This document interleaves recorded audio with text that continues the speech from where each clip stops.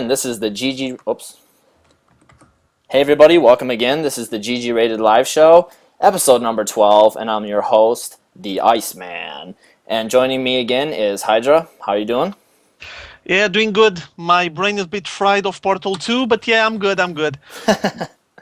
Also joining us is Sebastian. How are you doing, my friend?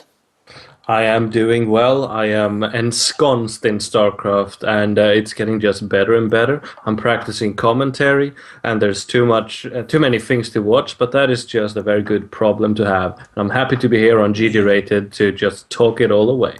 Yeah, definitely. Plenty of action going on all over the place, it seems. Everywhere I turn, seems like a new stream has popped up with a new tournament. And I'm just having a hard time picking and choosing what I'm going to watch. You guys finding the same problems or what? Yes, it's becoming a real problem. There's too much StarCraft to watch, and I just can't pick and choose. And I tend to become all apathetic and sad about it. And then I start watching something. But unlike a year ago, when we just had a couple of few good YouTube commentators holding up the flame, now we have too many seriously good productions. I know you, Iceman, will bring something very special to our attention here, but yeah, I don't know how to pick and choose anymore. What about you, Hydra? Yeah, well, I suffer from that same symptom today. Well, previous week, but today I had a lot of issues to choose what else to look after because I was always watching VODs. I mean, I watched VODs since this early morning, and I kept watching until like 5 minutes ago. I was still watching Xenio against Mana on the NASL, and there's a lot of content. But even worse, something that it's bothering me a little bit. The content is good, no questions asked, but the way it's organized, I don't know. I need to keep skipping and hopping through websites to search for things. Then I find myself going on Team Liquid to take a look at streams. And for example, I looked at the stream list today and I watched there some event that I never heard of, Champions Trophy, and I clicked on it, and it was European pro gamers against Asian pro gamers, a lot of Koreans there, and I'm talking about really good players. I saw the Korean pros from Code A and Code S being represented there, and I saw from Europe, I saw Demaga, for example. So another huge event that was going on live, and I didn't even knew about it. And another one that I'm a bit feeling a bit sad that apparently didn't get enough promotion, enough advertisement, is the StarsWar in China. That now it's currently going through the online stage, and you have some huge players there, but I guess we're going to talk about it a bit later on. Basically, I agree with you, Sebastian. I feel like I'm overdosed, but in a good way. I mean, there's a lot of content to watch, and I don't have a way of handling everything. So most of the times I find myself checking, is this live? Will they have VODs? Okay, they won't have VODs, I need to watch this. What's the other one? The other one will have VODs, okay, I'll watch it later. And I need to manage stuff. So, yeah, I think that organization-wise, we need to have some way of having all of this compiled on some location, because at the moment, at least for me, Team Liquid has most of the information, but it's hard to browse, and I need that organized on some other website. I don't know. There should be an app for that, I feel. Something, I don't know. It's hard. It's hard to handle everything, but it is a good feeling, as you might imagine, because it means that there's a lot of people committed to this, and I saw a lot of good production. I mean, it's not exquisite, the best ever, but good stuff that you can sit down and watch and enjoy. So it is a good sign for StarCraft 2, obviously. Yeah, I feel like we could be running a dedicated StarCraft 2 cable channel with the amount of content that we have, and it's showing up all over the place, which I would have absolutely no objections to, but Justin TV seems to be filling that role quite nicely for now. But I know you, Jonathan, has something in addition to that is quite new and potentially quite awesome to bring us. Yes, actually I do. There's something that just recently popped up, and I think it might have been under the radar for a bit for quite a few people, but I really want to bring this out to anybody who hasn't heard of it. It is the IGN Pro League, or the IPL, and yeah, if many of you guys may know, IGN is a website that is dedicated to bringing people the latest news, reviews, and previews of games and technology and media. and they just recently started up their own StarCraft 2 professional league. Currently, right now, it's titled as Beta Season 1, but funny thing is, if this is the beta, I want to see what the full version is, because currently the production quality and the post-production on the Season 1 is just immaculate. Everything is of the highest quality, and one of the most amazing things, I think, is the stream seems to be in 1080p HD. I was watching just fine in 1080p HD for quite some time, and then I got a little bit of choppiness, so I dropped down the resolution, but it was high quality, and right now they don't have the biggest name players, but the action is still amazing, and I just think that the way that they're producing it and the way that the matches flow seamlessly is something that's very well done. So last week we just discussed the quality of DreamHack, and this week I just want to point out the IPL's quality. And if you guys have not checked it out, it's at ign.com/IPL, so definitely check them out. And I have the bracket results here for the past couple of days. Right now up on the stream, I have the IPL results for, I believe this is Saturday evening. This is the losers bracket, number 1.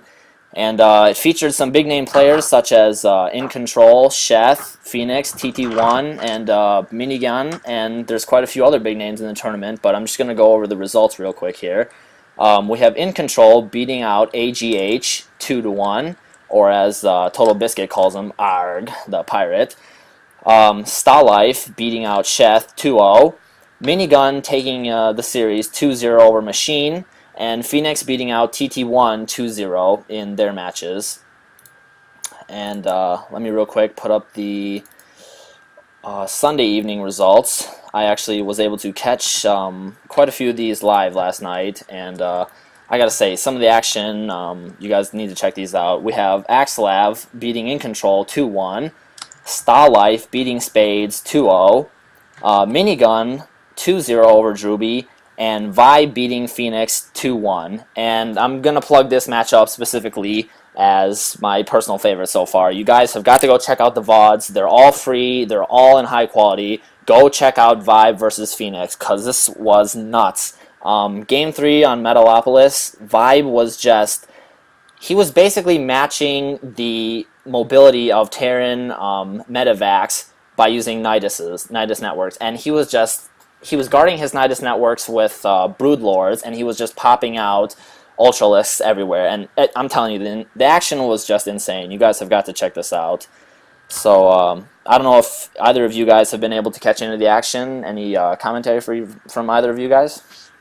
Well, that game that you mentioned, it does sound like the kind of Zerg player I would like to be. I didn't get to catch that, but since you told me a little while ago, Iceman, about this tourney, which had gone completely under my radar, I have been checking out some of the content, and I can only agree. I watch it on demand, and it's quite stellar, really. And that this just popped out of nowhere, that's amazing. The production value that organizations are now putting into StarCraft 2 content, it's amazing. And I mean, you say there aren't too many big names out there. I'd say there are quite a few big names out there, and all well worth watching. I'll be looking into this tournament next week with lots of interest.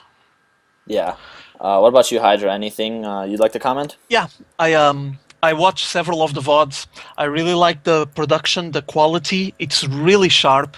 And we do know that IGN mentioned that this is kind of a trial run, the first test, but they have things quite well organized. I realize that I'm not watching most of this through the live stream, but from what I checked of the live stream, I only checked a little bit because of the time zones here for the Europe. It's a bit messed up, but the quality was just crisp, awesome, and well, the VODs are on excellent quality, 720p HD. I think it's 1080p HD if I'm not mistaken, and they have some very interesting matches.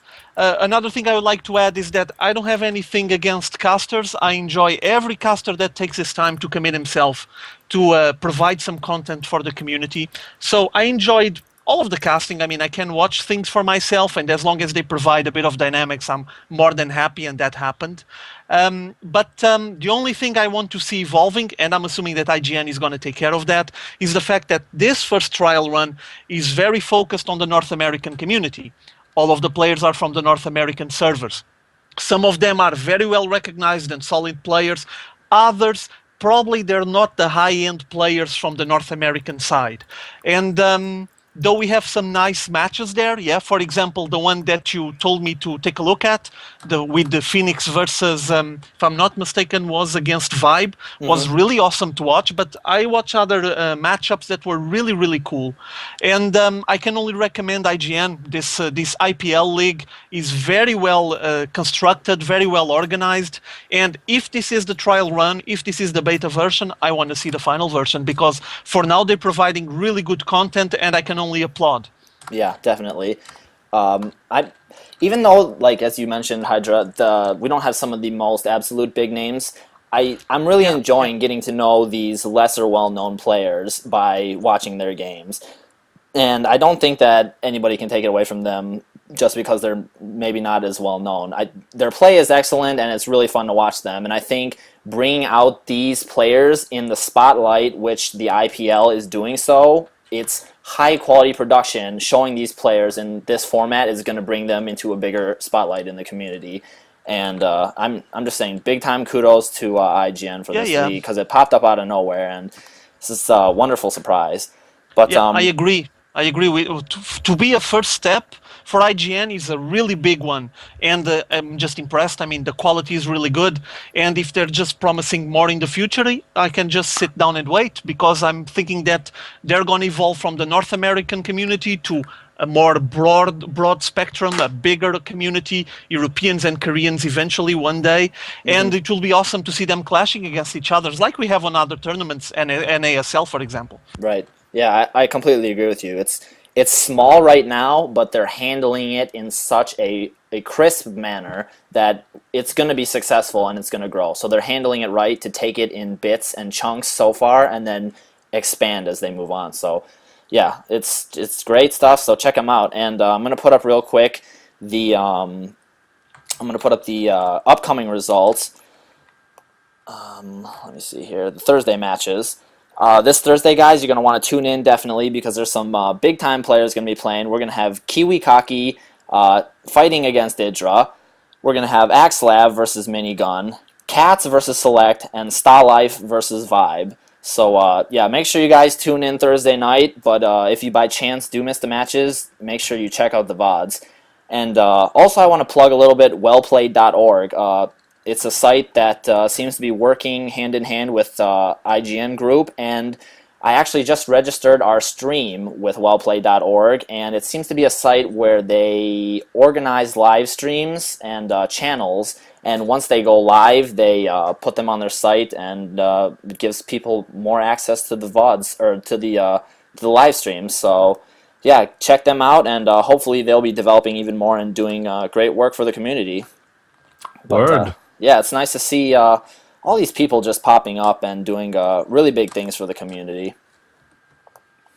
Yeah, we can only applaud them and watch what they have to view for us. Yeah. View what they have to show us. Definitely.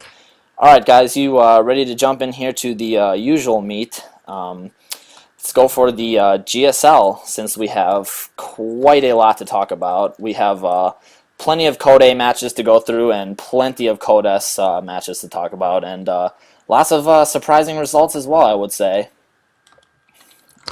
Indeed. Why don't you take it away, Hydra? I know you managed to watch it all, whereas I only caught some glimpses of it. All right. Yeah, well, Hydra, let's go for the Code A first. Let's go through the Code A, and then we'll go through the Code S. So right now I'm going to put up on screen the results for the Code A round of 32. And this is the Day 2 results. For starters, there was at least a couple of upsets there. There was a lot of new people, new kids on the block, if I can call it that. There's a lot of new people on Code A. It feels like that the comments that you keep hearing about, oh, Code A is a huge battle and getting qualified for Code A is like the second circle of hell. Apparently, that reflects on the amount of new people that we keep having on Code A. They keep going back into Code A and then out to Code B, and some of them struggle a lot and stay like 2 or 3 seasons on Code A and then disappear. And from all this big group of players, occasionally like a couple rise up and are able to grab that, to clinch that spot on Code S. But it seems like there's a lot of instability at the moment. I was surprised by some of the matchups. I enjoyed what I saw. And as you guys can see there by the results, one of the disappointments that I had was Linok, because Linok now got thrown to Code B, meaning that he's going to have to fight his way on the offline qualifiers for Code A for next season. He is a Zerg that I like. I don't know, I already made a comment on GGRated before. The guy reminds me of a July Zerg Jr. physically. Okay, but mentally and on his playstyle as well. He's aggressive, he knows what to do, but apparently he got crushed on this Code A, and his defeat, I guess it was a bit deserved, because his opponent, Creator here from Team Prime, was up to the challenge and was able to defeat him. It was a close matchup, but still Creator deserved it, so he's now on Code A and Linok is stuck back to Code B and have to fight all the way through that second circle of hell that everyone keeps talking about. Then you have Ryung, is one of the players from Slayers that is very well recognized. The members of Slayers team say that he is one of the main references. Keep in mind that currently I think that only Slayers Alicia is on Code S from Team Slayers. So they have a lot of struggle going on at the moment. I mean, they're fighting their way, trying to conquer some spots on Code S, but they're really close to fail. And obviously, as you might imagine, having Boxer, Slayers Boxer behind all of it, he wants this to be successful. He wants to get these guys as high as possible. And from the top of my head, the guys that I know that are really solid on Slayers team is Slayers MMA, Ryung is also fairly well recognized, and Alicia. And then you have, obviously, Slayers Boxer. But I don't know. They were able to manage on this Code A. As you can see, you have Ryung there defeating Revival, and Boxer winning over Avenger. But 2-1 wins, not clear-cut, and hopefully they will keep evolving for the following series and for the following seasons. Or else I might predict that Slayers might be going down with a lot of players for Code B. I hope I'm wrong. Hope I'm wrong, because they did fairly well on this season here. Mm-hmm. Well, Boxer, as you say, Hydra, he has the capacity and the ambition to make his team one of the very best, and he has made that before with SK Telecom 1 in Brood War, the best team that we ever saw, judging by their overall victory. And now we have Alicia up there, as you say, Ryung. He seems to be a rising star, and we saw that Boxer indeed took away the win this time, and we'll talk about the TSL later, but he was the only one left standing up there for quite a while. So the Slayers team, they may not be up there yet, but they've shown us that they got the goods to deliver, and yeah, I can only concur. We will see some amazing things out of them. Mm-hmm, definitely. Yeah. All right, let's go for day 3 of the round of 32 of Code A. Yeah. And up on screen should be the results. Let's go take it through us, Hydra. Well, there's a surprise. Well, at least a couple of surprises, as you can see. You guys can see Startail Ace there. The guy was on the peak of his form a couple of months ago. People were saying he was a beast. And all of a sudden, a new guy from Team MVP, Violet, showed up and crushed them completely. Just destroyed them. Also, keep in mind that it is a PVZ, one of the matchups that people keep whining about at the moment because of balance issues and all of that, but was a clear cut there. Violet just crushed Ace, and the MVP team actually seems like to be heading a different path from Team Slayers. I mean, this is only predictions. It's what I feel, because the results, Slayers are still doing fairly well, but MVP apparently feels like it's on the rise. August, who was formerly August Wera, got crushed as well by Slayers Yu-Gi-Oh! Is fairly well recognized as well. The Best For You lost 2-1 against Slayers Men. And then you have a player that, in my opinion, shouldn't be here. He should be playing on Code S, but things are how they are, and MVP, if he's here, it's because he lost his matches, so he needs to shape up his game and get back up. But he did show here against Lure, who is an unknown player, a new reference, a new player on Team MVP. He basically crushed him and told him, "Who told you to take my name? I'm going to crush you," and he did. It was basically that. "Who told your team to take my name? That's unauthorized by me. I'm going to crush you," and 2-0, done. Yep. Some good results there. Pretty one-sided and clear-cut who was the victor. But let's go for the day 4, Code A, round of 32 results. And man, things were looking bad for Team Foyu as all their players are seeming to be dropped to the Code B. So why don't you take us through this one as well, Hydra? Well, I think I watched these matchups this morning, and I saw Choya doing what he usually does, which is talking to himself inside the booth. And he kept talking to himself even in the end of the game, and he was kind of wrapping up all of his gear, the keyboard and all of that, with a bit of violence. I was even thinking that he was just gonna smash us against something on inside the booth, against the wall or something. Yeah, he felt like he was really enraged, but he was trying to contain himself. But yeah, Team Foyu apparently feels like it's crumbling away. I mean, Choya was one of the well-known players, Linok as well, and they're just gone now. They're going to have to fight their way back into Code A again. Also, he was once more against a new player on Team MVP, or someone that is still on the rise on the StarCraft 2 scene there, MVP Keen, and he was able to just destroy him 2-0. Choya wasn't able to handle the pressure. Also, as you can see, Squirtle, who was the hero from StarTale on that team event that made the all-kill. What's going on with StarTale, man? This is surprising to me. Well, Squirtle and Daze, who were two of the most well-recognized players on Team StarTale, didn't do very well on this season of Code A, and they're both stuck now. They're going to have to fight on the offline pre-qualifiers. But at least Squirtle lost against another player that it's fairly well recognized. It's Zenex Koka. He already played on previous seasons, did fairly well. And then you have Noblesse fighting against a new guy, Tassadar, but Tassadar didn't do very well, and he's going to go back into that battle, that circle of hell I mentioned before. So surprises for me here, it's basically Choya Foyu. Yeah, I wasn't expecting that, and Squirtle. But I don't know, it's a sign of the times. What can I say? It feels like the community on StarCraft 2 in Korea and the amount of players that are attempting to be pro gamers and try to rise above all its peers. It feels like there's a lot of them showing up, and there's a lot of people trying their luck on that pre-qualifiers from Code B to Code A, and we keep getting new people more and more feeding into this grinding machine that Code A is becoming and transforming into. Definitely. Any thoughts, Sebastian?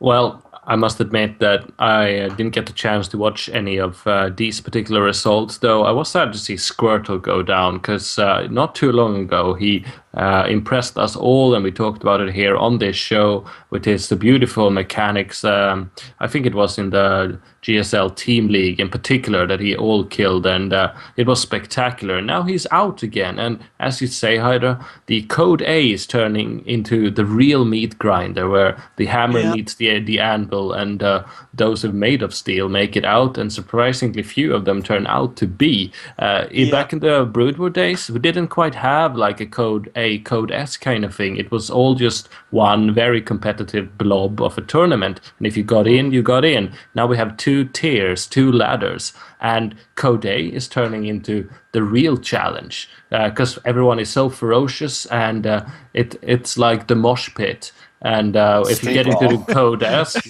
then you get into the nice seats with the cushions and everything, and you're a bit safe. Code A, there's nothing safe about it. Brass knuckles and kicks to the groin, we can expect all of that. I like it. Lots of cool action. Yeah, it also feels a bit like there's a strange player shows up, he's gonna meet you, and you're just thinking, is this guy a sniper? Is he just gonna create some really awkward strategy to crush me on this match because he wants to survive. And also, I recall the last time I was able to take a glimpse at the offline pre-qualifiers for Code A, there is a lot of people there trying their luck. A lot of teams have a lot of players fighting there to clinch a spot on Code A. So I think that this competition here on this Code A or Code A, Code B level is really cutthroat, you know what I mean? They're just looking over their shoulders, making sure that no one will just stab them on their back, because it's getting really serious here. I mean, it's a lot of unknown players, but they need to come up with the creative strategies and way of taking away the spots from the ones that are already there. So really competitive and interesting for me. Yeah, and it's only going to get more competitive as we look at the Code S matches and we see some surprising names are going to be visiting the Code A mosh pit, as Sebastian put it. So I mean, it's a constant brawl for supremacy in the Code A League, which is it brings out some interesting games. So no hate, only love. But sorry, go ahead. And lots of it. Yes, definitely. Real quick, I'm just gonna put up on screen the round of 16 matches that will be coming up.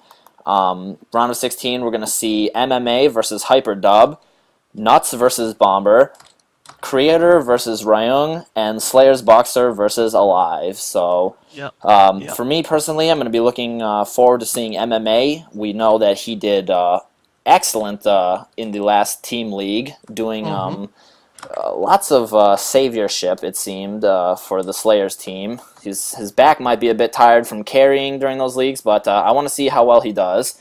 And Hyperdub is no slouch to GSL, as he's been in just about every Code S season that there was. So, and then, of course, the Emperor himself. Of course. But let's transition into the Code S, where the real meat is. And Go for the nice cushions. Yeah. Nice cushions indeed. Anyways, Code S round of 32, Group A and B results we have on screen. And as you can see, in Group A, OGSMC, the Kratos Protoss, has been toppled, and we will be seeing him in Code A next season, as well as his team coach, OGS The Wind. Yeah, but wait. Don't forget they're still up and down matches, okay? They're still going to face the guys from Code A coming up. But they are at stake at the moment. They have their spot at stake, and we're talking about big references. Go ahead. I'm sorry. No, that's all right. Yes. Made a slip there. We'll be seeing the up and down matches, and seeing OGS MC in the up and down matches. I don't think you would have thought that you would have seen him there. But Pult Prime and Supernova advancing. Bit surprised. Any thoughts, Sebastian? Yeah, I'm very surprised. That is my main and only thought.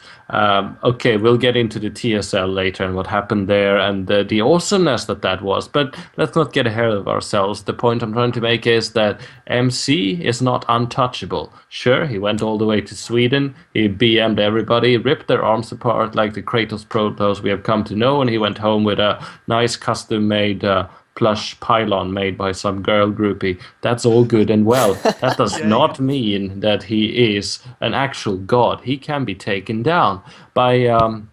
I didn't expect it to happen this way, you know. MC going down in a less than climactic fashion, or at least a less than climactic opponent. But that's just StarCraft 2 for you. It is so unforgiving. It is, and we don't have the Jaedong and the Flash yet. People said that MC, he is the new Bisu. Not quite. He's not quite there yet, and even so, Bisu did lose himself. We don't have the Bonjvas of StarCraft 1 yet in StarCraft 2. The game is still being worked out, figured out, and MC is just very, very good at the game, but so are others. It's definitely lovely, I think. Hydra, why don't you go over the results for the Group B while I get the VOD up? Yeah, well, surprise, surprise, OGSMC met his fate on this situation. From what I can check here from the results, he faced Pult Prime, who isn't like the biggest superstar ever, but he is well recognized. He's been around the GSL for quite a while. But Paul Prime just had a couple of lessons for him and kind of crushed him. Simply because, from what I recall of those matchups, MC risked it quite a lot on those matchups. I think he was just convinced that taking a bunch of small risks will keep him on the lead, and well, makes sense in theory. But Paul Prime, I think he was just aware of that. He probably already checked a lot of matchups where MC did the same and said, oh yeah, you're going to try to cut corners there, I'm going to crush you. And he did. He just pushed really hard, made some very solid attacks there, and ended up owning MC. But obviously that's not the only result that happened. We have MC losing to Polt. OGS The Wind, who is one of the coaches from Team OGS. He's here on Code S. It's a sign that he knows what he's doing and he has a very solid knowledge of the game, but he wasn't on par with the rest of the competition, I would say. There was people commenting that he threw his games on favor of the OGS guys. I don't think that's true, but he committed some mistakes that he paid dearer for them and ended up losing his matchups, and well, now he's stuck. He's going to have to fight his way to survive these up and down matches and not get stuck in Code A. But still, like I was saying, I think his priority is training, coaching the OGS team, and not being a pro gamer full time. So the results he's been having based on that fact are quite impressive, no doubt about it. Definitely. As you can see here, he's facing Paul Prime, trying his best. We also had he also faced here. Let me look. The Wind faced OGS Supernova. What else do you have as well? MC versus Polt Prime and Supernova versus Polt as well. So you ended up with kind of at least a couple of surprises on this group. Obviously, OGS MC was the biggest one, clearly, no doubt about it. But actually, having Supernova being the first, I mean, I know that Supernova is the new superstar there. The guy been taking his spot amongst the Code S players, showing us all that he has the skill and he can handle the pressure. But I wasn't expecting him to be first place. I was actually expecting MC to be first and Supernova second. Mm-hmm. But well, things are just like this, and he basically crushed over all of the opposition on that group and show us that he's here to stay. And keep in mind, he's a young guy, so probably if he keeps like this, we might have a new MVP. I mean, he seems like a solid contender, and being with these results, having these results, I'm only expecting good things to come from him on the following seasons. Definitely. Yeah. Great games and interesting matches, as you pointed out. You ready to go for the Group B results, and I'll get the VOD rolling? Yeah. All right, let me just put the image up again for the Group B results here so people can see them. We have SC4U first place in Group B, and OGS Top second place, so both those players will be advancing, as Rainbow and Björn will be falling to the up and down matches. And Hydra, why don't you take it away again, and I'll get the VOD rolling. Yeah, I mean, this group wasn't one of the strongest, one of the most solid, as you guys might imagine.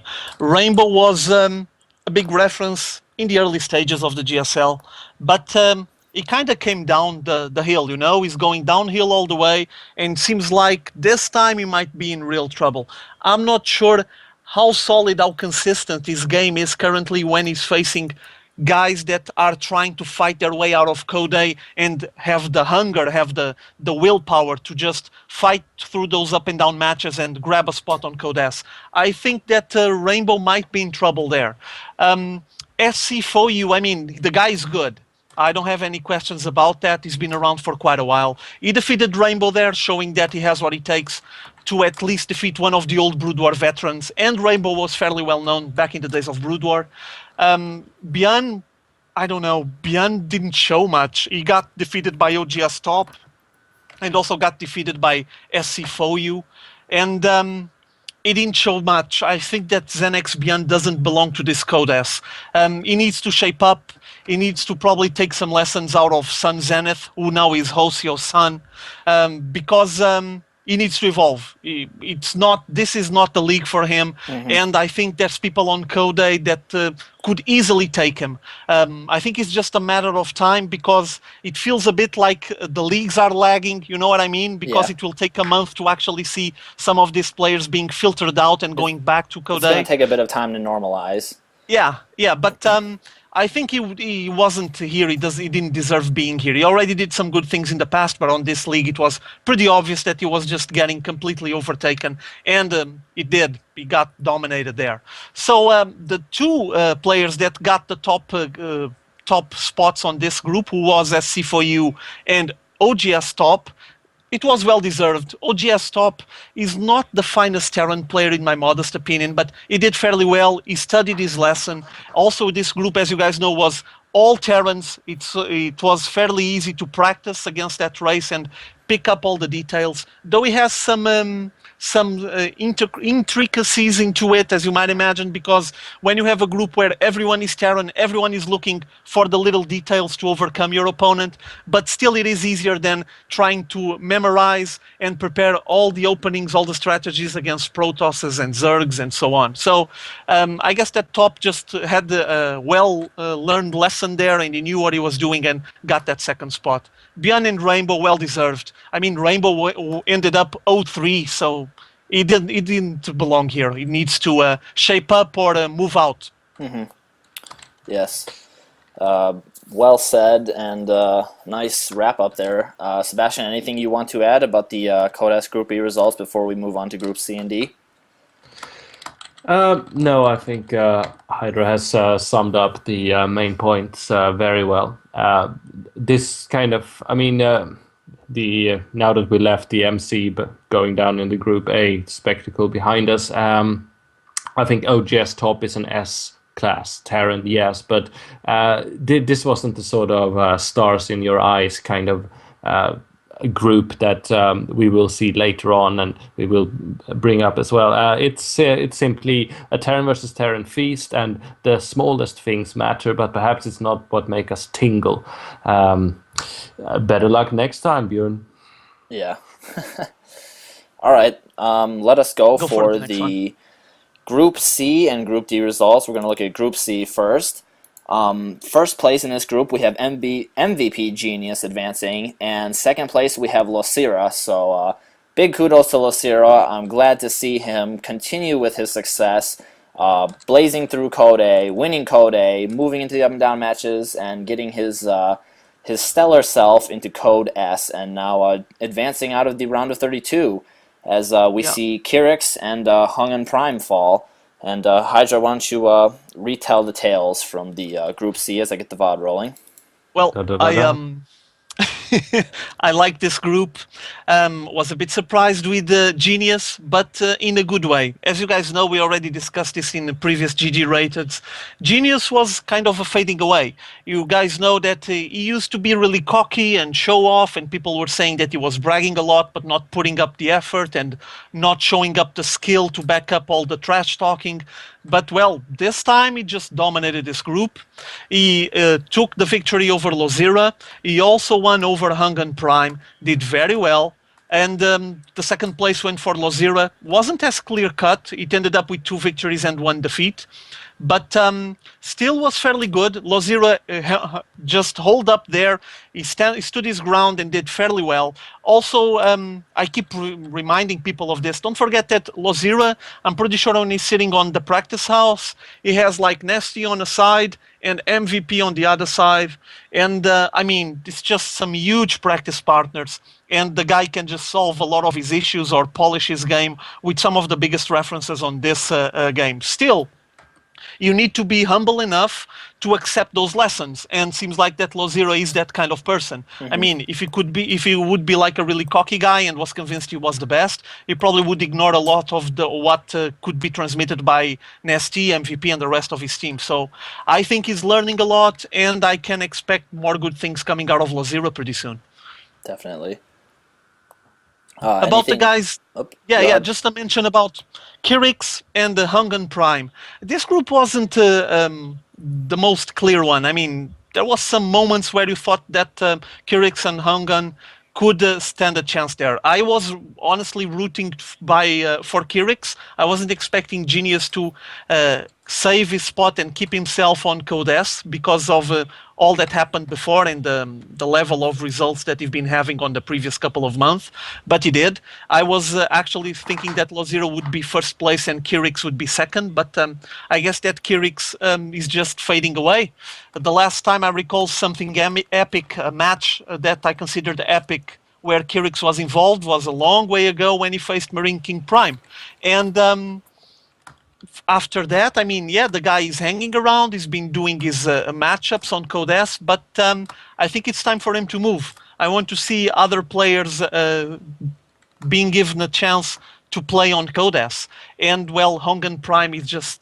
he was completely out of shape. Mm-hmm. At least on this group, he wasn't able to handle it. Things didn't work for him. Simple as that.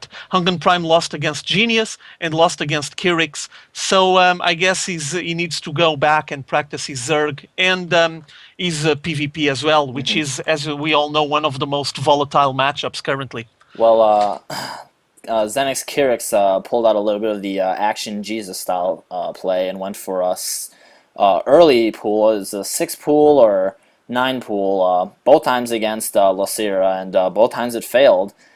Intense matches nonetheless, but still, I mean, he opted to go for that cheese play, and it didn't pay off for him. So yeah, that's how it went.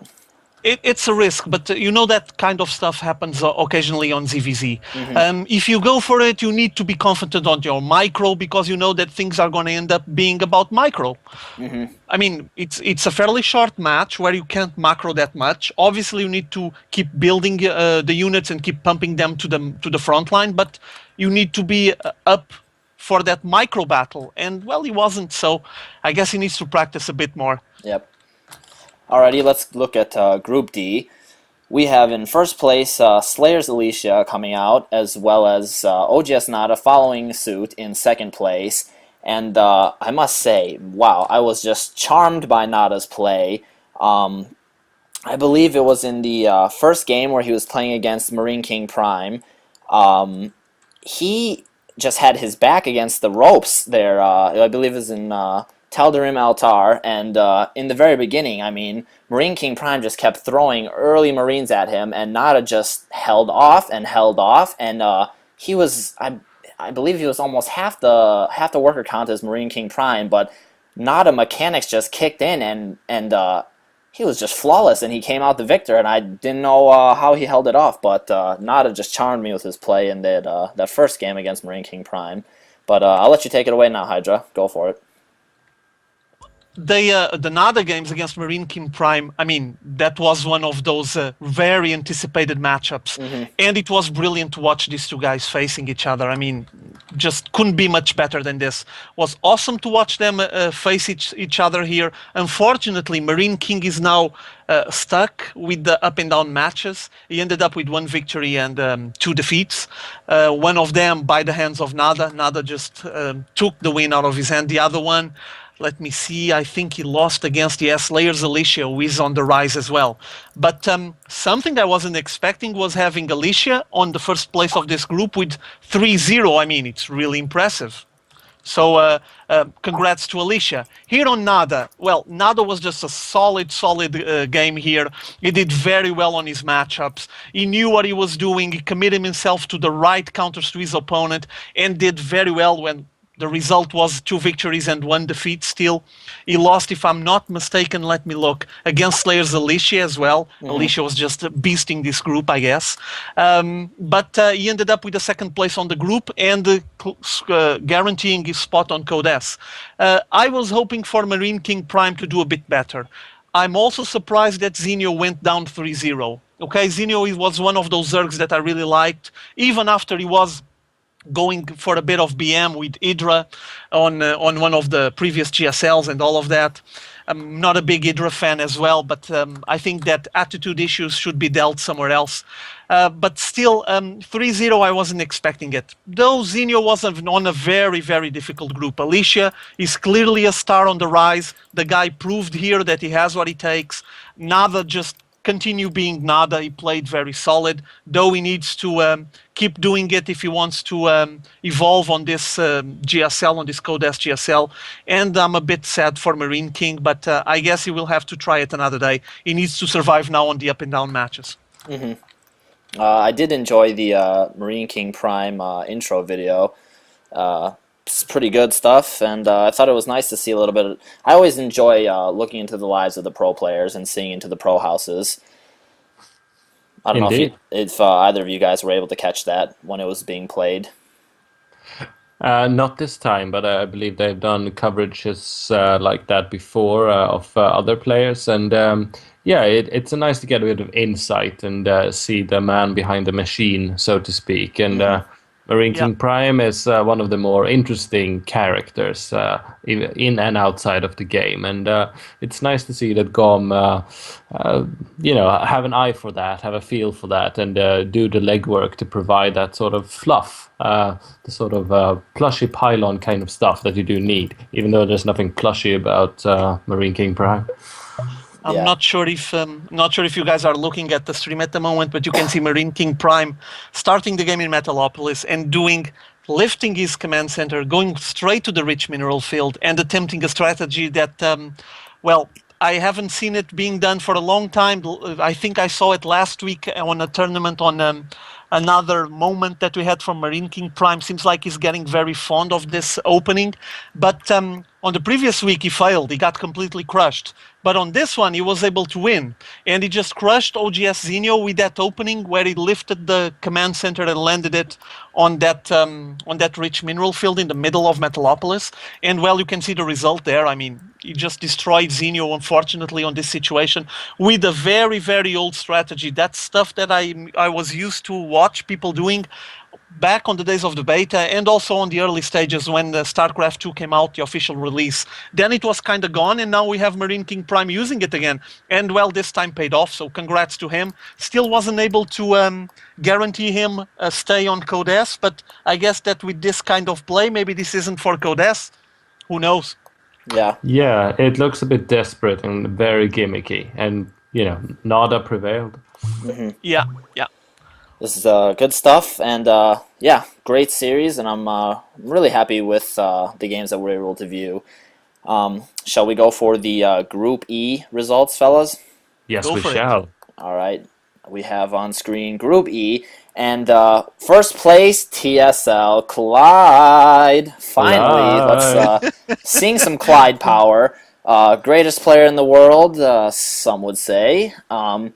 Second place, Nest T. Wow, great face-off match against Jinro there, but man, Sebastian, what's going on? You're a hero, your countryman, your fellow Terran player. Jinro is now going to be facing the up and down matches. What happened, man? Yeah, I don't know. I guess we didn't sacrifice enough virgin goats on his altar up here in Sweden or something. I mean, I tweeted about it, but people seem to have lost faith in in murdering goats for good causes. I have no idea. That was not supposed to happen. And do we have VODs of that, Iceman? Yes, sir. The VODs are running right now. Well, let's see if we can gather what's going on here. We see Sun doing a Phoenix Stalker build, and Jinro, being the man he is, counters that with battle cruisers, banshees, marines, ravens, and very offensive building placements. And I mean, this got my geek chills going. And This was the first match of the group, and Jinro started with a brilliant strategy here. He went for mass Banshee, crushed his opponent, crushed Sun, and then this was just more mid-late game when he decided to go for the final push, where, as you can see, he still has plenty of Banshees. They're so effective helping out, backing up on the DPS when you make this final push. And then the battle cruisers were just the cherry on the top of the cake. I mean, when he got to this point, Jinro just had this game completely dominated. And it was the only victory that Jinro took on this group, unfortunately, because it felt like the guy had some brilliant strategies to give us with that first game, and then he just kind of crumbled for the other games and ended up being another victim for the up and down matches. Yeah, then you had Clyde. What can I say? I wasn't expecting Clyde to be this good. Greatest player in I the know, world, man. Come on. yeah, I know that Tasteless and Artoses plugged the guy a lot, said that he's awesome, beautiful, he's everything in this world. But I mean, I haven't seen him playing this solid. Look at Yeah. him just crushing through Nesty on this He situation played here. excellently. I mean, Yeah, it was yeah, great. he did. He did. And was a bit unfortunate to see Jinro and Hoseo-san going down, but this was the group that at least in my opinion, was the death group, the group of death, where Yeah. all the players were good and someone had to lose. But I wasn't actually expecting Clyde to be the guy winning here. I was thinking that, okay, Clyde probably might be the first guy to get crushed here, and then let's see between Jinro-san and Nesty who's going to get the second place to go to the up and down matches. But, well, surprise, Clyde was just on top of his game and took care of everyone. He won against Nesty, he won against Sun Zenith, and Jinro took that first game against Sun Zenith, and then lost against Nesty, and lost against, who else? Let me look. No, he didn't lost against anyone else, it was 2-0. No, 2-1, I'm sorry, let me look. Yeah, exactly, he had those two defeats. So a bit surprised, I was hoping more from Jinro, but I guess now he's going to have to fight his way on the up and down matches. This apparently seems like we're going to have some very interesting up and down matches, because I mean we're starting to have some big names in there, like it happened on the previous season as well. Now we have Jinro, MC, Marine King Prime, they're all stuck on up and down matches, so we might see some big names trying to be crushed by the new guys. Yeah, definitely. It's gonna be a brutal war in the up and down matches. We will see some big names in the mosh pit. Yeah. Yeah. All right, you guys ready to go for some Group F action? We Yeah, go for it. are. All right, F is a nice letter. let's see the results here for the nice letter for Sebastian. We have first place coming out of this group, TSL Fruit Dealer. Man, this guy is on a roller coaster ride, but he advances. Good job. Second place, TSL Killer, and we see Czech Prime and Fox Lind falling to the up and down matches. And once again, I will pass the stage to you, Hydra, as we get the VODs up. Go Fruit Dealer. What can I say? The guy was the guy took first champion of the GSL. Then from then on he was going up and down. Oh my god, he's gonna disappear, and all of a sudden, boom, here he is again. Also, another interesting detail, you guys seen how many guys from TSL got qualified, got a spot on Code S? I mean, Fruit Dealer, Killer, Clyde, seems like that TSL is just flourishing. Just, I don't know, they drank something or they ate something that just made them Imba, Gosu, nerds, tremendous beasts playing StarCraft 2. I actually know what it was. Okay, what was MC brought some Swedish water back from Dreamhack, and they stole it. Oh, you think it was water, man. Huh? Go ahead, Hydra. Yeah, I was just saying that impressive, obviously a very good result for Team TSL. And on this group you had the two players that survived and are staying on the Code S are Fruit Dealer and TSL Killer. Fruit Dealer cleaned completely the opposition. Fox Lin, he defeated him, and then he defeated Czech Prime, who is one of the references from the past, I guess. I know that Czech Prime has been struggling for quite a while. Not sure exactly for how long he's going to survive with all these new guys showing up. But Fruit Dealer apparently is just renewing himself. From the ashes, the Phoenix, I think he should change his name maybe. But it's a good sign because, as you guys know, there's not that many high-end players playing Zerg currently. And it's good to have some nice Zergs. And congrats to Fruit Dealer. The other guy, Sungho Killer. I mean, I know that Artoses and Tasteless also plug this guy a lot, say that he's tremendous, he's awesome, a beast. And, well, on this situation he survived. Let's see how far he can go on this Code S, on this GSL. For now, he defeated Czech Prime, and he defeated as well Fox Lin. This wasn't the most solid group ever, okay? There were much harder groups on this Code S GSL. So, they did their job. They defeated Fox Lin, who is a big reference as well. He's a very well recognized by the community. Czech Prime as well, but I mean, I guess the Warcraft 3 guys on this situation just got a kick in the butt back into the up and down matches. Let's see if they're gonna end up on Code A or not. And congrats to the TSL because they put up a really nice show and have some really good results. Indeed, and as you said before, Hydra, Group E was the group of death, with we saw Jinra going out, etc. Group F, this one, Foxlin, Killer, and of course Fruit Dealer, etc. Less group deathy, more like groove with some aching pains,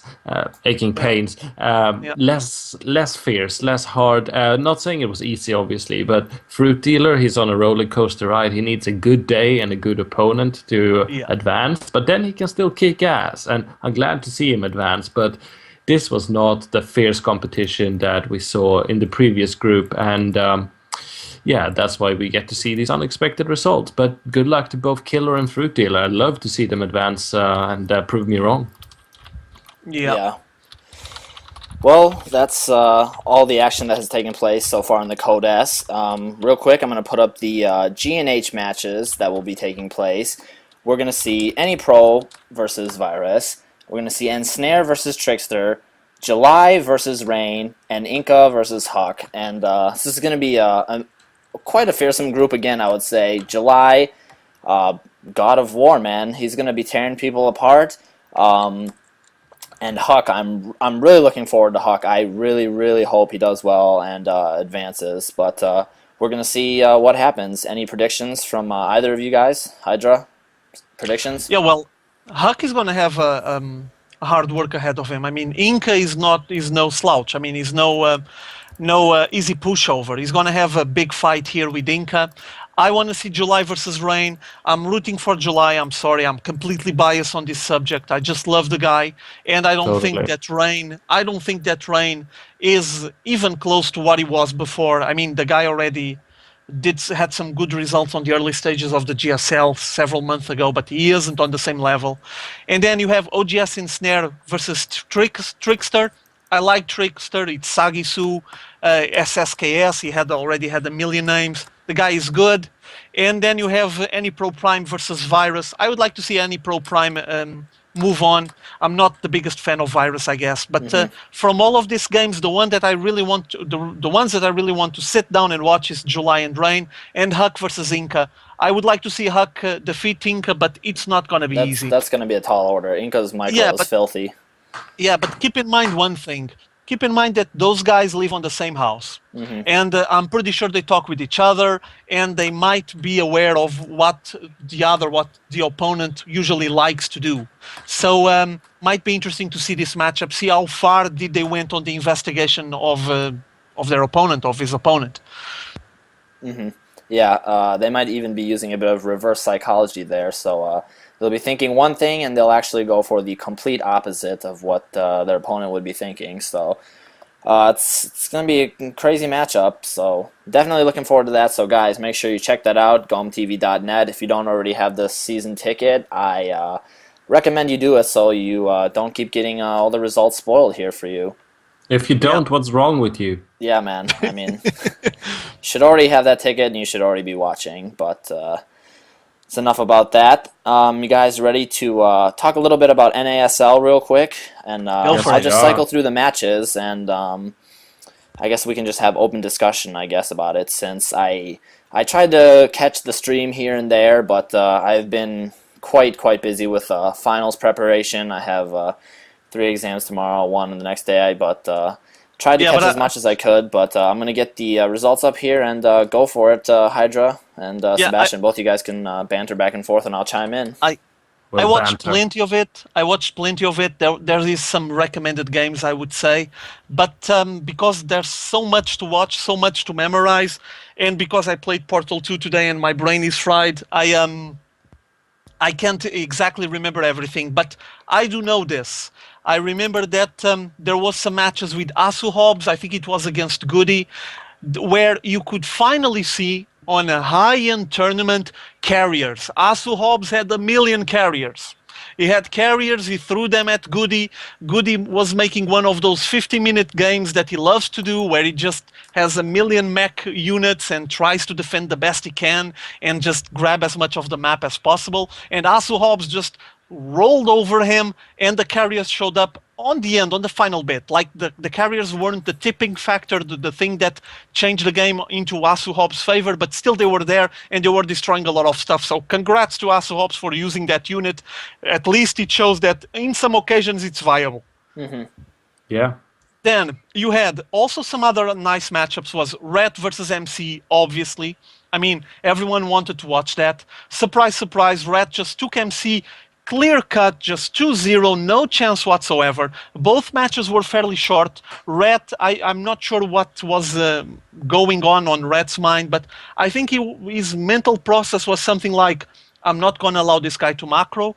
I'm not going to let him stretch his bases. I'm going to try to crush him as fast as possible and see if I can do it. And voila, he did it.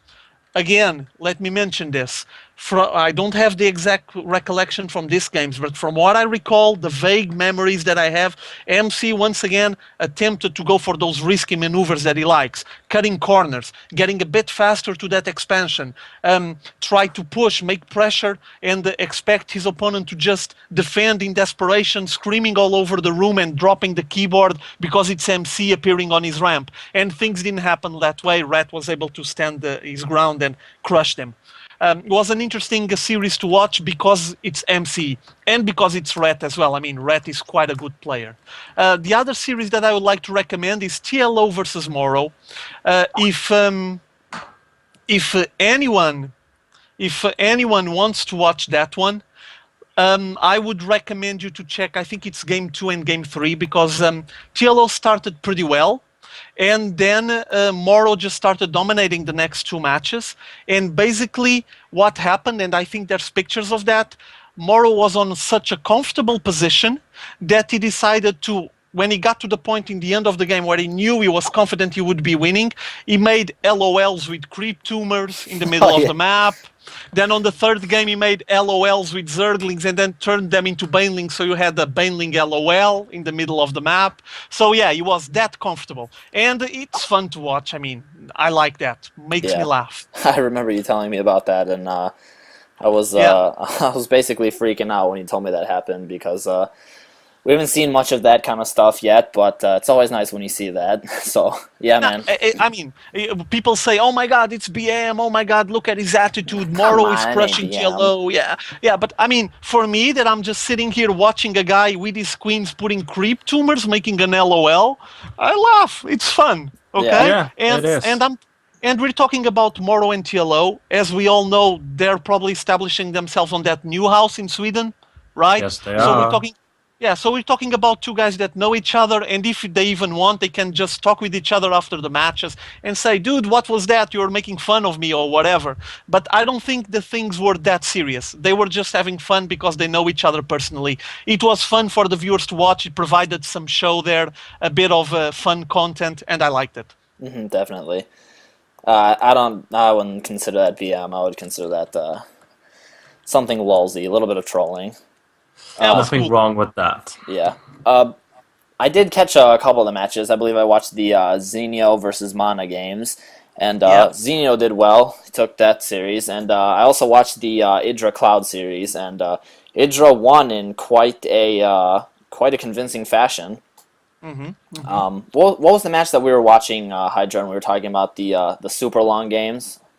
Was that Pain User versus Sake, or was that... No, Goody versus Asu Hobbs. I mean, Goody just has that style of himself. He likes a lot of mech, and he likes to take it slowly, grab as much of the map as possible, max out his arm, and just start crushing his opponent. So you end up with a lot of very long games. And the games between Asu Hobbs and Goody were, I don't know, at least two of those matches were over 40 minutes. Yeah, I remember catching, I think I caught the tail end of one match, and I saw one full match, but it was craziness.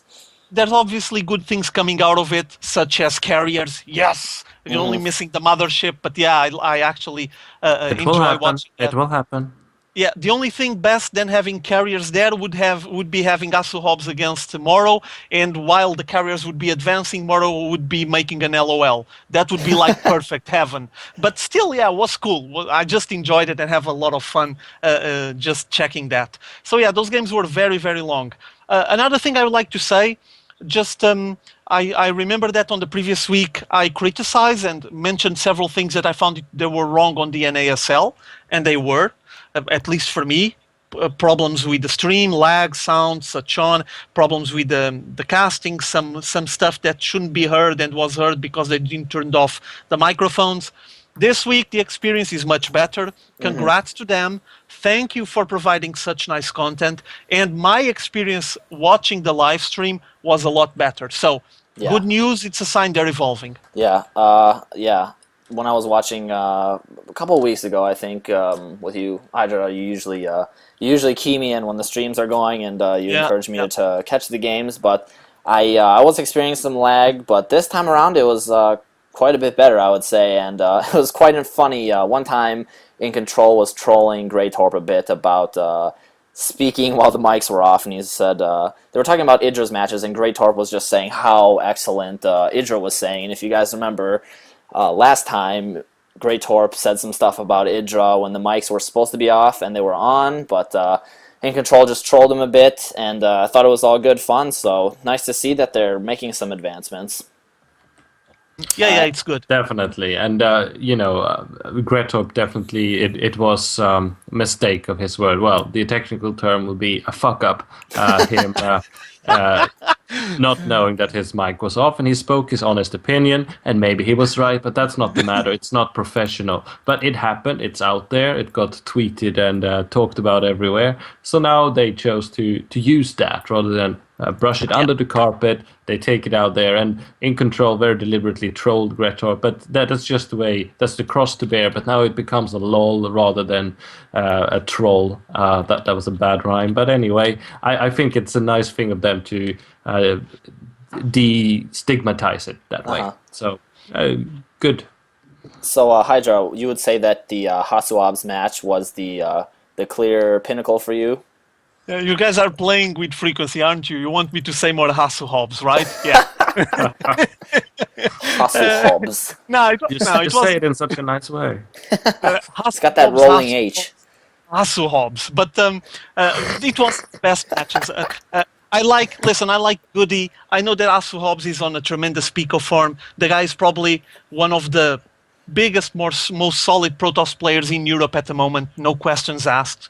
But there was a lot of matches on NASL. For example, I liked watching Idra. I liked watching Whitera. Obviously, Slayer's Boxer against Sen was an important matchup that I want to see. I like to see any match that involves Koreans facing up against Americans or Europeans, because it's interesting to see the way that the builds and the openings translate into the environment you're used to play in. I mean, when you clash someone that plays on the North American server against someone that plays on the Korean, sometimes you have some differences, some gaps. There feels like both players are not used to face each other on those terms, and I like to see that. And a big reference to obviously TLO versus Moro, because the LOL deserves it. Was cool. One last word, so I can pass the word to you guys. Artosis got owned again, okay? But who didn't see that coming? Now, just a short mention. I know, I already mentioned this. Artosis said on an interview not long ago that he still sees himself as a player first and a caster second. I think it's the other way around. I think Artosis needs to realize that there's someone else outside. There's a cowboy that draws faster than him. He knows the concept, he knows the theory, but when he sits down to apply it, seems like he's a bit rusty. I'm sure, and I can guarantee you that Artosis would crush me 1,000 times in a row if required, and is 1,000,000 times better than me. That's not even the point. But I know that for him to be on the NASL and take this seriously, as in try to get some points and win something, he needs to actually sit down a lot longer and work a lot longer on his play. I mean, the guy casts in Korea, then plays on the NASL, and maybe doesn't have enough time. So we end up with poor results for Artosis, but as long as he keeps casting on the GSL and providing us with some nice deep insight into the matches, I'm happy. To be fair, he did play well. He's not up to the level of Kiwikaki, and he out-microed him. And Oh. it shows that Kiwikaki is a player who practices a lot more. I mean, he played well, and he played solid, and he was doing good, but he was out-microed. That was the bottom line. Yeah. And it was PvP, so it was a Colossi battle there. But yeah, let's leave NASL behind and move on to our next topic before we get a riot from the live stream chat users to have Hydra start chanting Hasuab's name. Yes, quite. All right, let's move on to the TSL3 action, and we got our TSL3 resident expert Sebastian here to carry us through all the epicness that was taking place over the past couple of days this weekend for the round of 8, day 3 and 4, and let's jump right into it, gentlemen. Let's look at the first match. We have MC versus Thorzane in what was an amazing series. Clash of these two powerhouses. Thorzane on the rise. Man, this guy is just too good. And yes, he just took it single-handedly, and I mean, he bested MC in every way possible. Why don't you explain to the viewers what happened, Sebastian? Well, thank you, Iceman. It was nothing less than a Starcraft player's Christmas Eve. You were thinking you're going to get your standard Protoss Ownage toy, which is nice and all. I mean, you do like it. Everybody else has it, and it's the coolest thing right now. All the cool kids got it, but what you really want is for your particular, more closer to your heart Terran toy to really is what you find in your stocking. You don't believe in it, but you hope for it. You have your high hopes up because that's the sort of underdog. It's the sort of crude wooden thing that is handcrafted, whereas the big corporate machine that churns out the MC ownage, that's just what everybody gets. So when you see Thorzane, the Swedish Terran player who used to play Warcraft 3 and who qualified, just as DJ Wheat pointed out later on in this very cast, that him as well as all the others that ended up qualifying through this round, they had not received any invites, unlike, say, MC here to the TSL. They qualified to the TL Opens during 2010, and they grinded their way all the way up to the ladder. And here we see this humble Swedish nerd who used to play Warcraft 3, and now he's facing the very best Protoss in the world, arguably. And he's dishing out the ownage. He's taking him on in a best of 5 that went to the last game in what was nothing less than an absolutely stellar game. We could have seen this in the GSL and would have been happy with it. Mm-hmm. My countryman Thorzane, he defeated MC because he was the better player. MC did not play poorly. He did not have an off day, and he did not do like half-assed lazy all-in strategies or anything like that. He put up a good defense, and Thorzane was just better. Detail-wise, I don't think it's this game that's rolling right now. I think that was on Crossfire, where Thorzane went, as his name would imply, heavy Thors with the strike cannons, and it was a very immaculate unit composition that just tore apart the Phoenix, Colossi, and Gateway army of MC, and that was just beautiful. It was surgical. And it made me bloom with national pride, and considering what our king has been up to lately with his infidelity affairs, we really needed this here in Sweden. Yeah, right now I have the VOD for Game 4 up, and man, this game was insanity. Tal'Darim Altar proving to be one of the maps that it just seems to crank out epic games, and Word.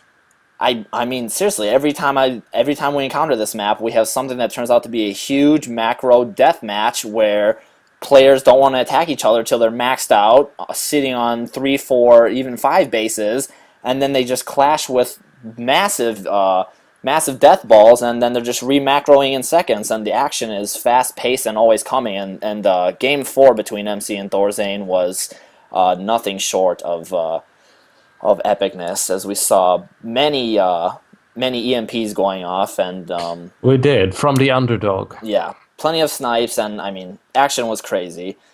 Hydra, any thoughts you wanted to add to this matchup? I know you were going bonkers, as well as I was when we were watching the TSL. You were basically leaping out of Skype, telling me to check out the EMPs, man. You were going nuts, but it was Screw your madness. exam. Let's watch the EMPs. Nah, it was really cool, and I'm not gonna talk much about the matches. You guys already basically gave more than enough deep insight into this matchup. I just want to tell whoever might listen later to this live show or is watching now live to take a look on YouTube's page from Team Liquid, because all of these VODs are there for free, or even on sc2cast.com. All the VODs are there, and at least watch the last game, Game 5 between MC and Praetor Thorzane, because he used a really interesting strategy, really defying what we're all used to see for Terran players, and it just caught MC completely by surprise. He got crushed by Thors and had some brilliant, beautiful moves with ghosts. On one situation, you see the army from MC splitting in half, and you see ghosts cloaked passing in the middle to the back of the army and just EMP on top of the entire army from MC. It was just beautiful, lovely, delicious, tremendous to watch. I just loved every little bit of it.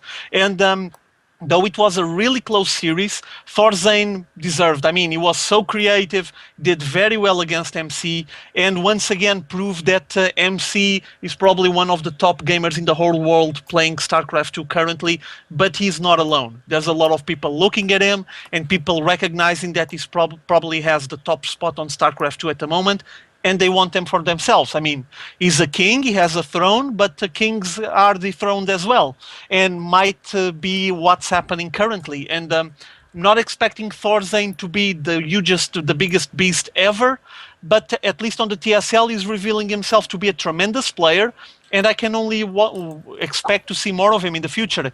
For now, I would like to see him on an offline event. Not offline, you guys know what I mean. He's going to be when he's physically present on the event, and you can see him playing inside the booth. Because these online events always have a different connotation to them, a different feel to them, and I would like to see him live. But congrats to Thorzane. I mean, winning over MC, and with the results he's been having on the TSL, I don't have much else to say besides respect and go Thorzane.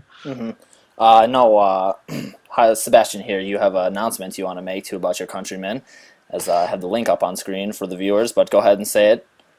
Well, thank you very much. And considering for the podcast listeners, we better spell it out.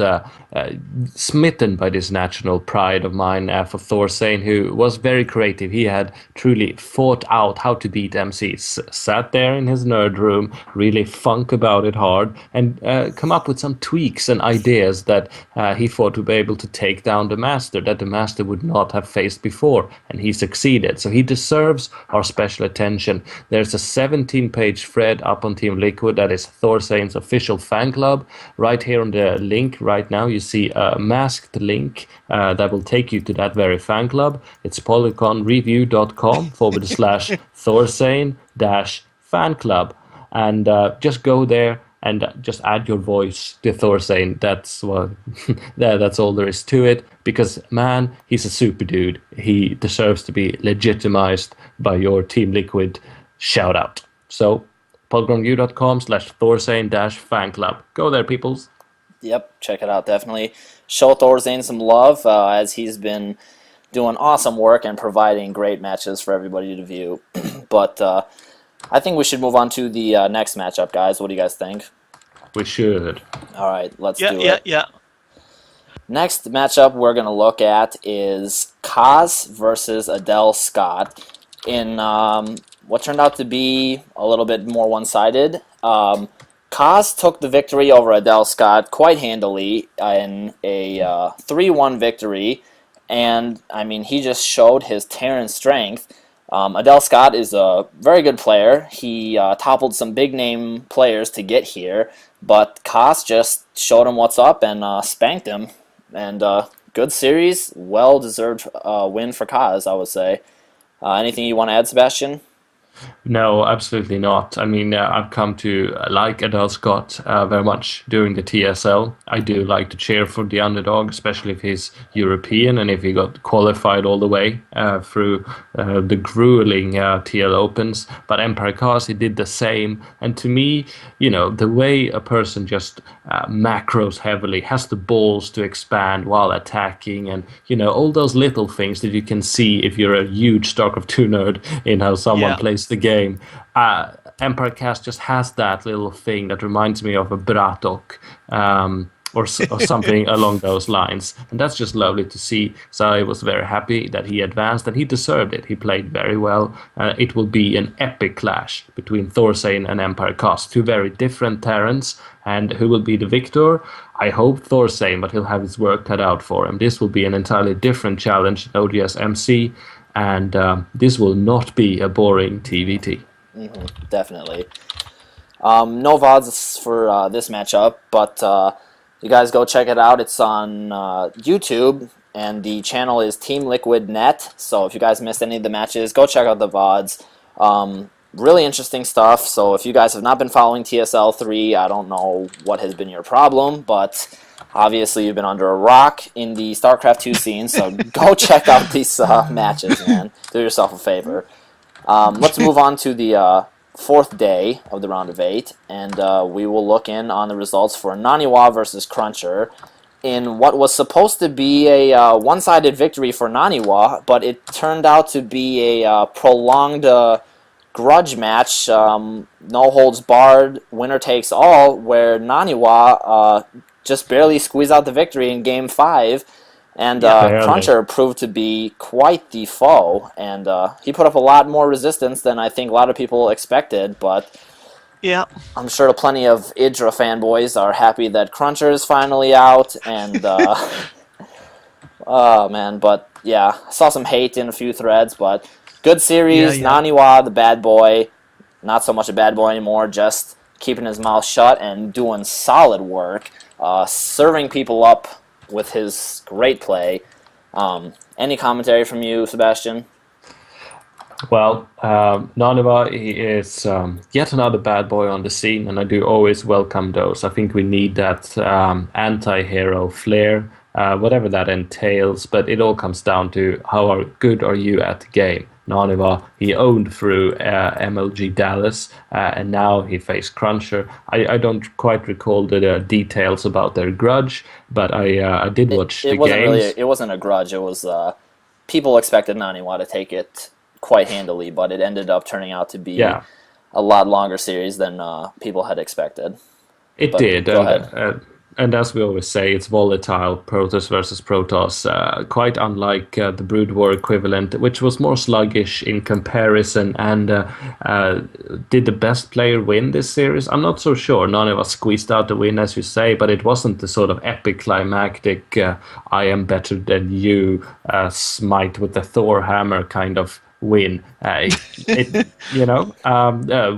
see them face again. Naniwa will be facing the winner of the next match we'll be talking about in a second, and that will be interesting. This was a very even PvP, and to my honest opinion, that's not the most epic kind of game, an even PvP. Yeah. Hydra, you have anything to say? Can only say much respect for Naniwa, because I remember all the stuff the guy went through in the past. He jumped a million teams, he had a lot of issues and attitude in the game towards his opponents, and apparently now everything is gone and the guy just focused, and when he sits down and focus, he just starts owning nerds like a baller. I don't know what to say. I mean, you guys remember where he was like 4 or 5 months ago? Yeah, and then I do.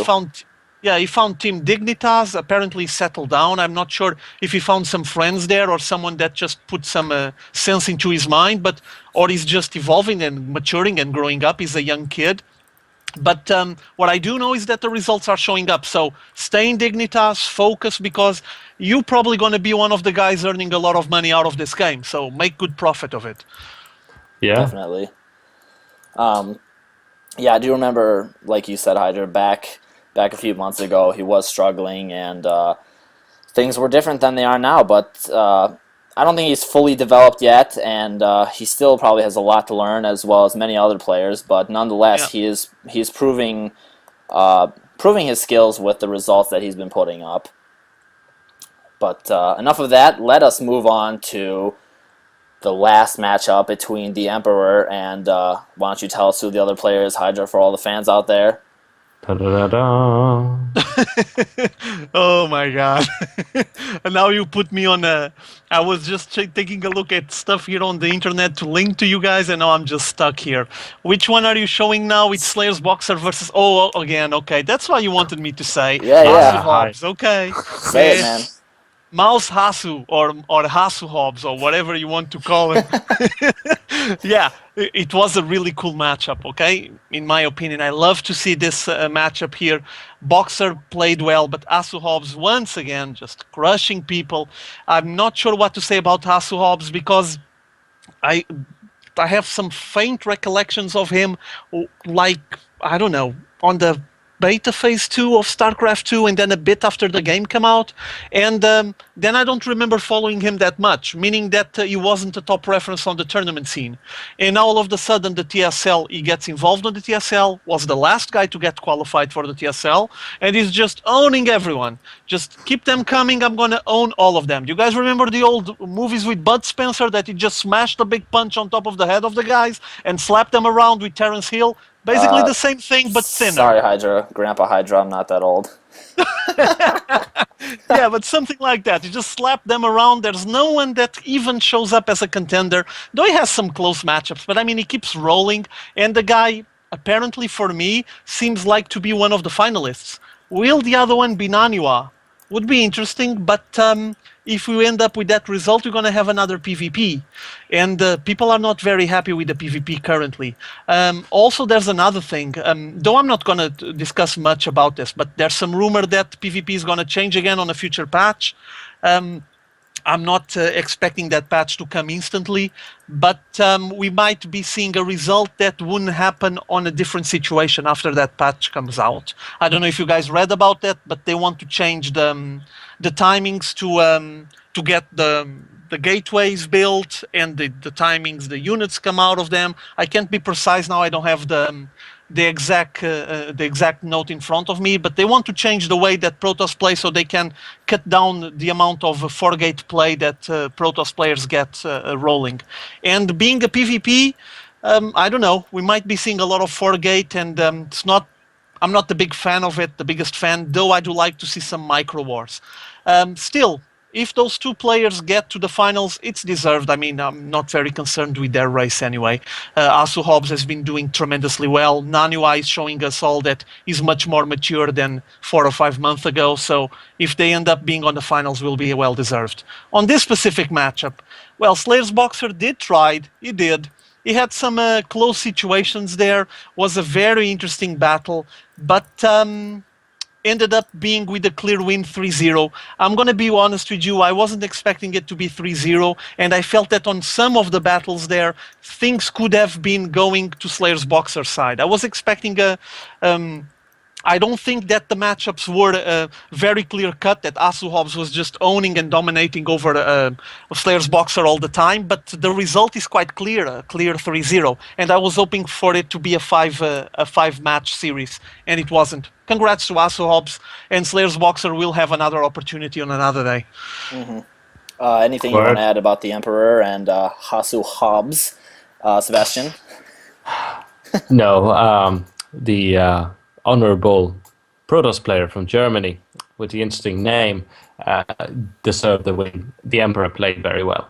He put up good defenses, was very all over the place, and this particular final game at Tal'Darim Altar, which I think was one of the best games of StarCraft 2 I've seen in a very long time. It was back and forth with those late game as hell. We even saw Protoss Plasma Shield upgrades level 3 being on the field by the end of it. That was just phenomenal. And yes, the Emperor made some mistakes, but it's not the fact that pro gamers make mistakes that make them fall. It's the guy who makes the fewest mistakes that will win a game, and the guy who manages to capitalize the best on the others' mistakes. And Boxer, as Hasu-Obs did various mistakes, but Hasu-Obs was the one that capitalized the best on what Boxer could have done better.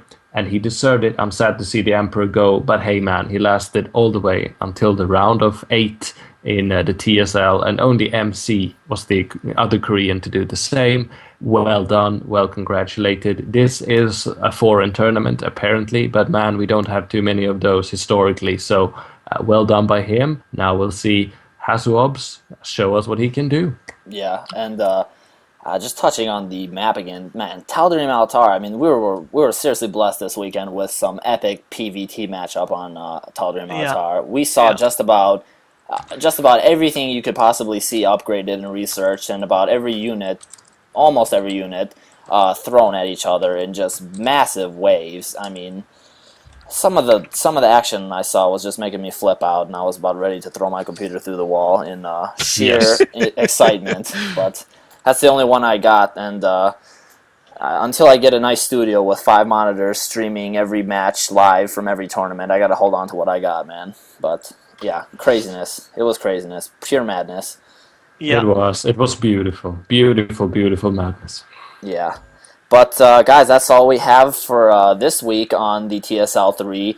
Be sure to stay tuned because the round of 4 is almost upon us, and if you thought these matches were epic, I'm only assuming that they're going to be just as epic, if not more so, with the best of 4 coming up, and then eventually the finals. So stay tuned and keep checking Team Liquid for everything that's going on TSL related. And shall we move on to our final topic of the day, the StarsWar? Yeah. All right. Another tournament that popped up almost out of nowhere. I wasn't really paying attention, wasn't expecting this.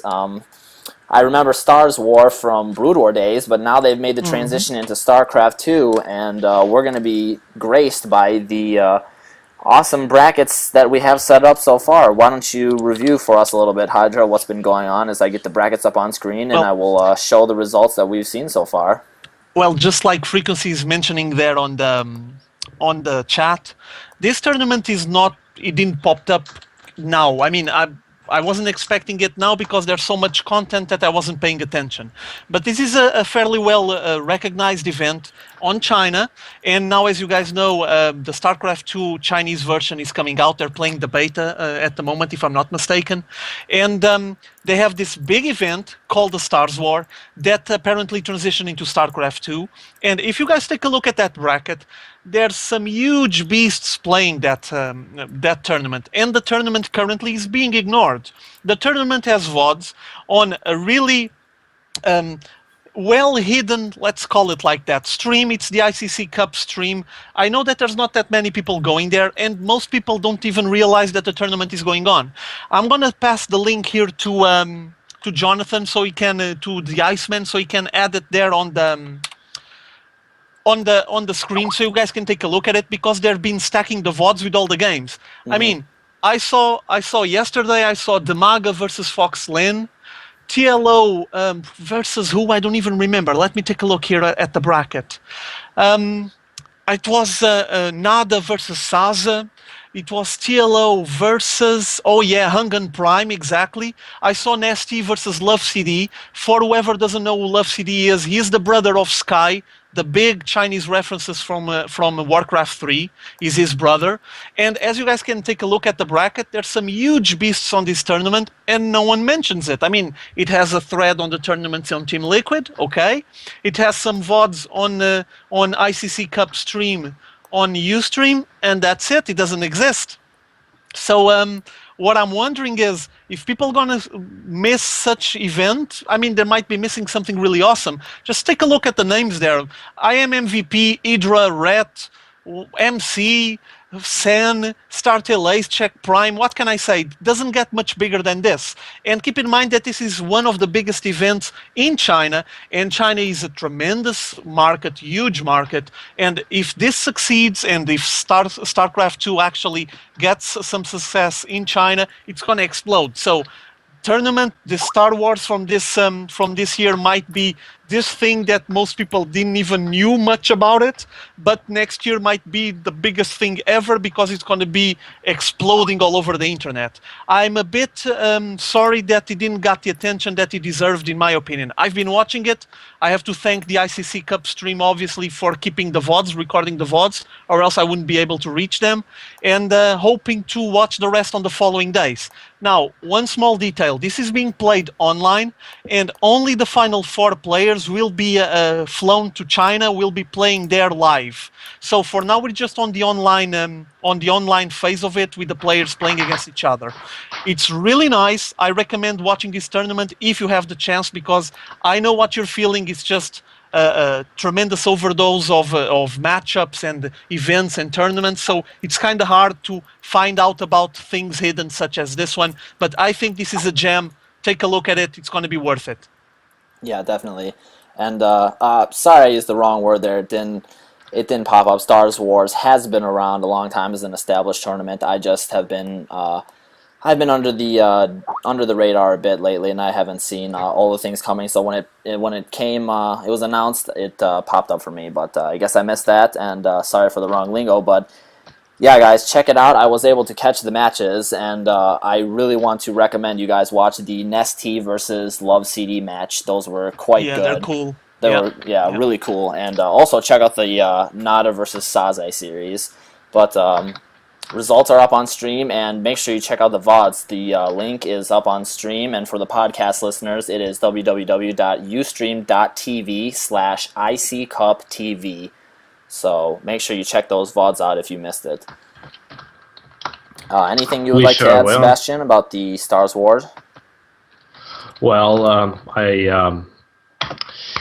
I can only say that if anyone would like to go there, pro game or otherwise, I do have the recommendations to a very nice hostel right smack bang in the middle.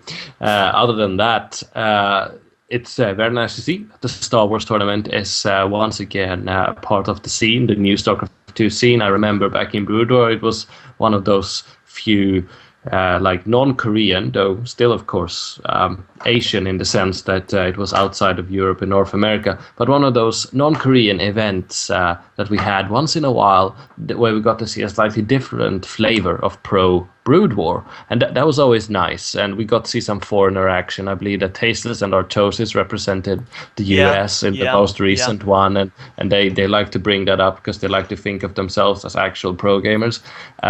But it was all a lot of good fun back in the day, but it was just, a minor little blimp on the Brood War radar. Now this could be a huge thing, and anything in Shanghai is huge. No matter how you look at it, and this deserves proper coverage. But this leads us back to what we talked about in the beginning, the fact that it's so difficult to just look through the sprawl of StarCraft 2 content and decide what to watch, because there will always be something good around, and even I get sort of tired with watching another TLO versus Nestea game. To differentiate, it is a problem. And this tournament, I haven't watched a single game, though. Now, when you guys told me before we got on the chat, I was like, oh man, this is like old school and new school, and in Shanghai, epicness. But how to pick and choose? The VODs and the material, the stream, they must be easy, they must be accessible, must be instant. If you have to dig through a site to find them located at some various server or whatever, then it's just not good enough. It has to be easy, it has to be accessible. I want to see Slayer's Boxer and Liquid Jinro and all the other beautiful names on this list, but I want it to be easy and accessible, because otherwise I'll go to some place where that is the case. And they need to think about that stuff. Definitely. It's true. But go ahead, Hydra. Now, just saying, are we ready to close our doors for today? You still want to mention something? Just that you guys need to check out the the EU, Asia, and NA Championships Cup or Trophy. What was that we were talking about earlier today? Yeah, when we started the stream, I was mentioning that this afternoon, while I was browsing a million tournaments and events and VODs, I was just trying to keep up to date with everything, and I found out there was a stream going on. I'm repeating it myself. I mentioned this on the early when we started the stream, but I was looking at the stream that was saying something like Champions Trophy, Europe, EU versus Asia. And then I just leaned forward, looked at it, clicked on the stream, and you had like a lot of players from Code A and Code S from Korea facing Damaga and other of the top Europeans. And I was just thinking, what the hell? How did I miss this? Yeah. Let me sit down and take a look at it. And it was really good. I mean, it wasn't anything from another world. It was a nice production, a normal live stream with good quality. And I just sat down enjoying it. And I was watching Maka Prime against another Korean, I guess Startail Ace, if I'm not mistaken, and watched Damaga and some other players. And it's another of those events that, well, at least it passed under my radar. I'm not sure if you guys were aware of it or not. No, it passed under mine as well, so I was, I was happy you brought it up to my attention. Yeah, but apparently there's a million things going on, and there's some really good tournaments getting up, and if they get ignored, I mean, you might be killing something that actually was good enough to have a long, long life. Obviously that these tournaments and this kind of events require some viewers, or else no one will invest on them.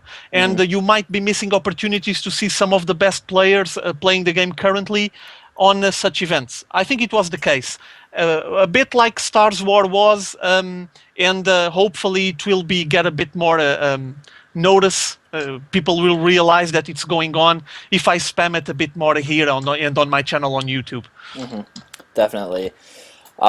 Yeah, this week has been crazy. I mean, schoolwork has been killing me, and then on top of that, it seems like every tournament is running right now, and I just am torn between about a million things at once, but that's why we do this show, that's why we get together, and that's why we discuss all the happenings, man. We want to get the word out so more people can enjoy what is going on out there. Yeah. Go ahead, Sebastian. Go ahead. I'm sorry. No, I was just concurring and had nothing really suspenseful to add, Hydra. We need to grow all the good things that are out there. Definitely. Yeah. So for me, a final shout out for the IPL, the new league from IGN. I really love the production quality there. Just awesome VODs, good casting from all the casters. I never had any beef with that. I know that people dwell a lot and focus a lot on the casters and what they're saying. For me, I just want them to provide a bit of dynamics to the game. I'm happy. I can see things for myself. All of them just performed brilliantly. Really good VODs. Also, I only checked a little bit of the stream, but everyone kept telling me that the stream is really crisp, really good quality. Yeah, it is. So, it is high quality. It's like DVD quality, man. Yeah. Apparently, it's going to be a huge event. They're just starting. They already stated that this first season is just a trial run. So expect something even bigger on the following seasons. And it's so well made, so well composed that I'm assuming you're going to have something there to last a long, long time. And good for them and good for us, the viewers, obviously. So congrats to them by the quality of the product they're providing to the community. Definitely. Big ups to them, and they get the GGRated stamp of approval. So guys, tune in Thursday. Make sure you check out the matches because it's going to be huge. And I guess that was Sebastian's that was Hydra's shout out. Excuse me. Sebastian, anything you want to add? Any inside secrets? You know what's going on over there in Sweden with the team house, or anything else you want to plug about your channel? Let everybody know. This is your time. Well, thank you, Iceman. As far as what's going on in Sweden, I did try to type to TLO here right now, but it seems like he's laddering or just don't want to talk to me. But I refuse to believe the latter. I don't have any actual insights to forward to our beloved viewers as of now. But indeed, I do plan to go and visit the house in early June, it looks like, up there in Stockholm. And I will be providing exclusive coverage for my channel and indeed GGRated. My channel will not primarily be a place for deep discussion because GGRated is. So you can expect beautiful things from that end to come to this forum in the future. As far as my own channel goes, Easter came and delayed the delivery of my computer. It's expected here on Friday the 29th, and I've been practicing commentary for a long time now. I can't wait to deliver it to YouTube, and then I'm going to co-cast with you, Hydra.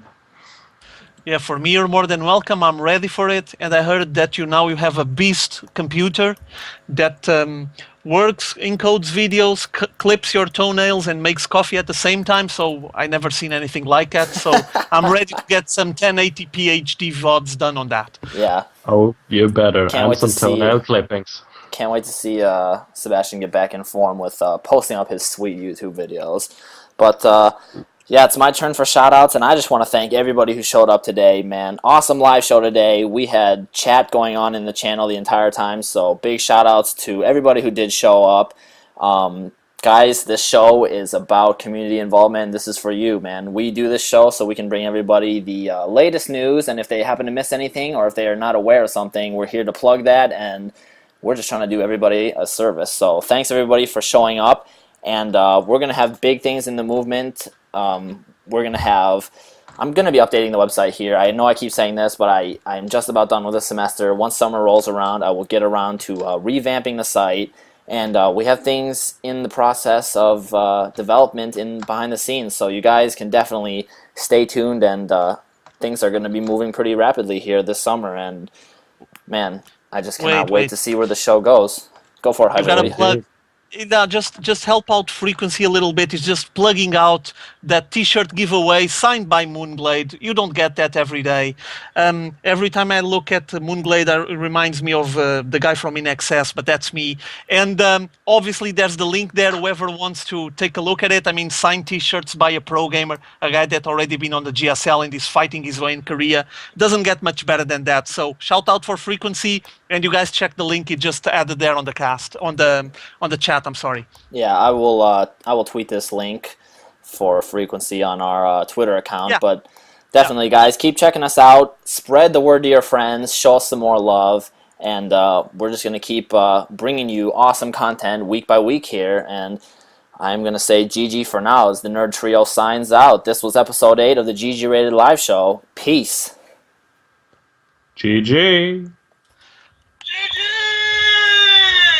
There you go. Yep. All right, guys. Yeah. See you later. Complete.